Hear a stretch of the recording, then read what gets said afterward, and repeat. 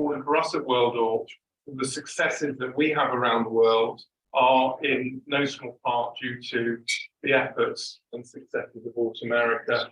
And I suppose on the flip side, the challenges that we face every day, I always know that ORT America has our back and is there with us to help us overcome any of the challenges and issues that we have.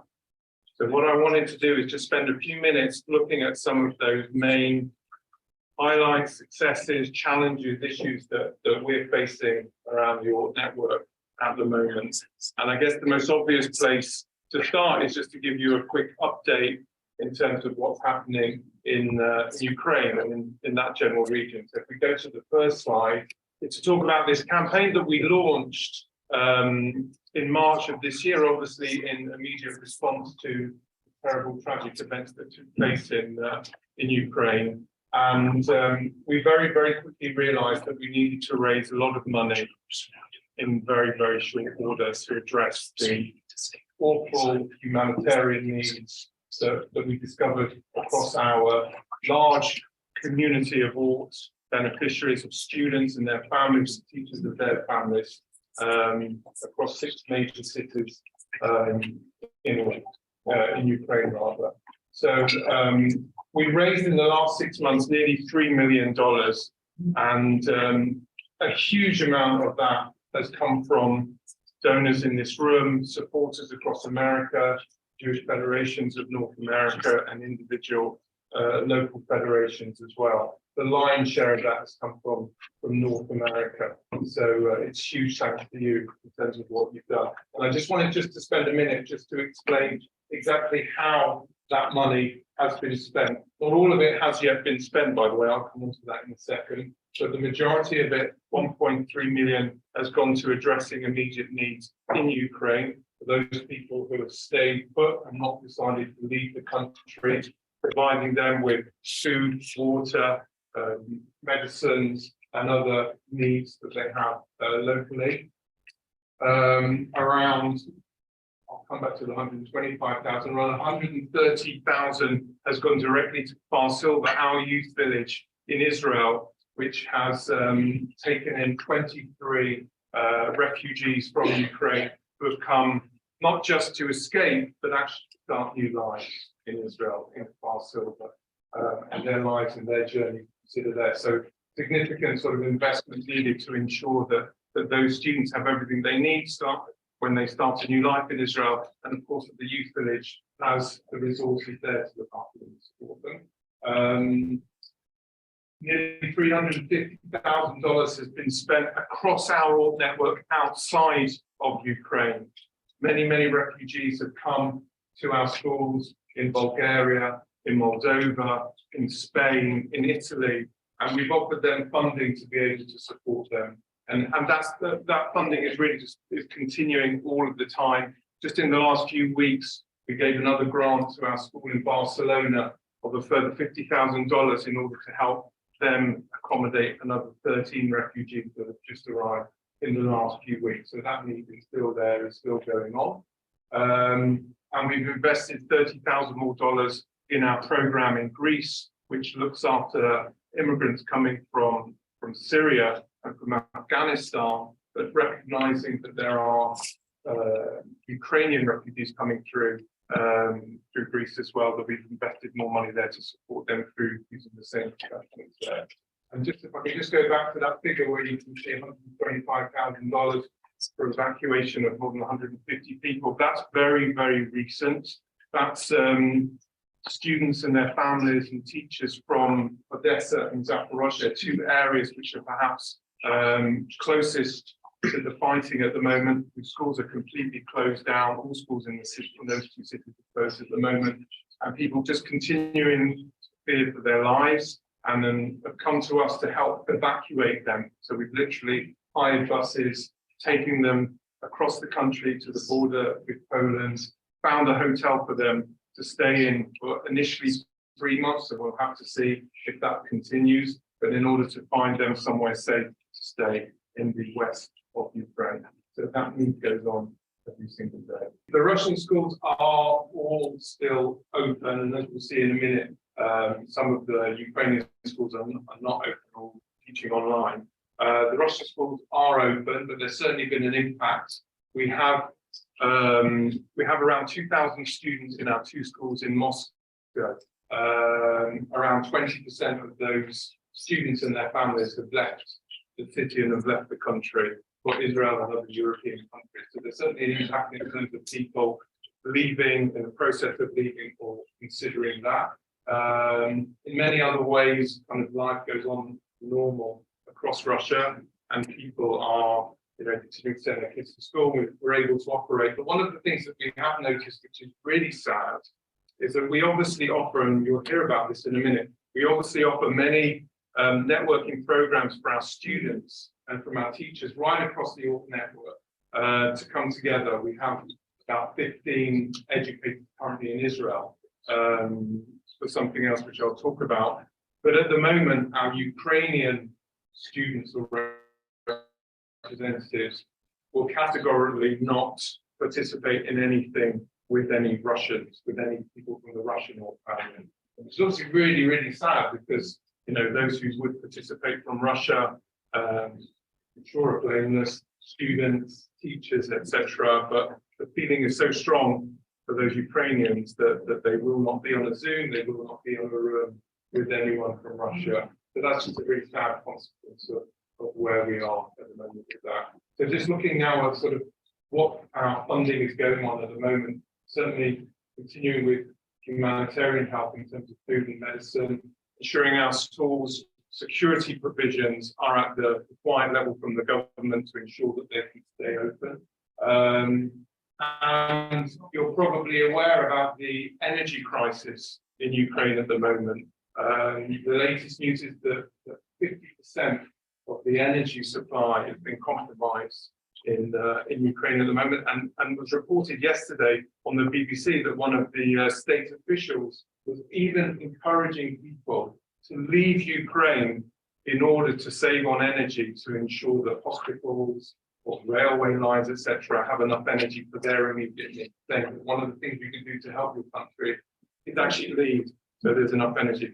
So it's an awful situation, and obviously our schools are impacted. So things like generators that needed to be bought for all of our schools. One of the most recent purchases that we've made with this funding is defibrillators for schools. Now, things like defibrillators, certainly back home in the UK, and I would imagine here in the US, it's pretty standard in your synagogue or in your school. Most places like that, you would expect to have defibrillators. So places like Ukraine, they're certainly catching up and having to get that level. So we've had to ensure that every school has 3 defibrillators on every floor, defibrillator in every shelter that we have as well. And then obviously the training of staff that is needed to ensure that they and of course, if we need to continue to evacuate more people or keep those people that we've moved to safety in those safe and secure places for even longer.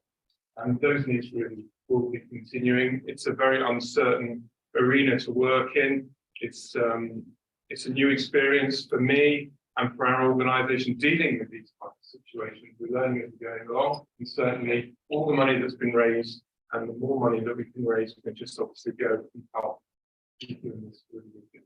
Yes, next one as well. Great money raising. The money raised primarily to Jewish people, or is it going across the spectrum of the population? So primarily to Jewish people because it's going primarily to our schools or via our schools to help them.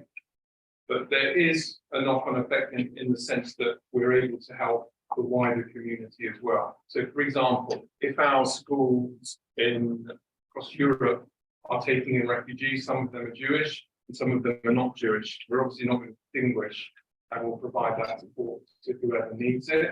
And sometimes some of our schools, certainly in Kiev, have operated as refugee centres, helping local community members, from outside the school, but in the local Kiev area, who may be in need in certain areas in terms of food or blankets or things like that. So we've certainly been able to help the wider community.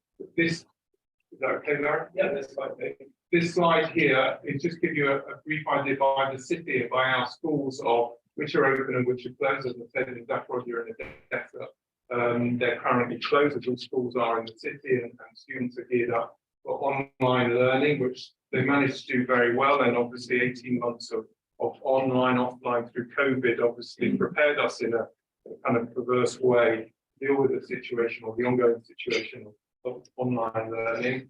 And most of the other schools in Kiev, in Belzersk, and Chernivtsi are remaining open. But for even those that are open, there are still many students who have left the cities or left the countries, but are still tuning in online to their regular lessons. Okay, next slide.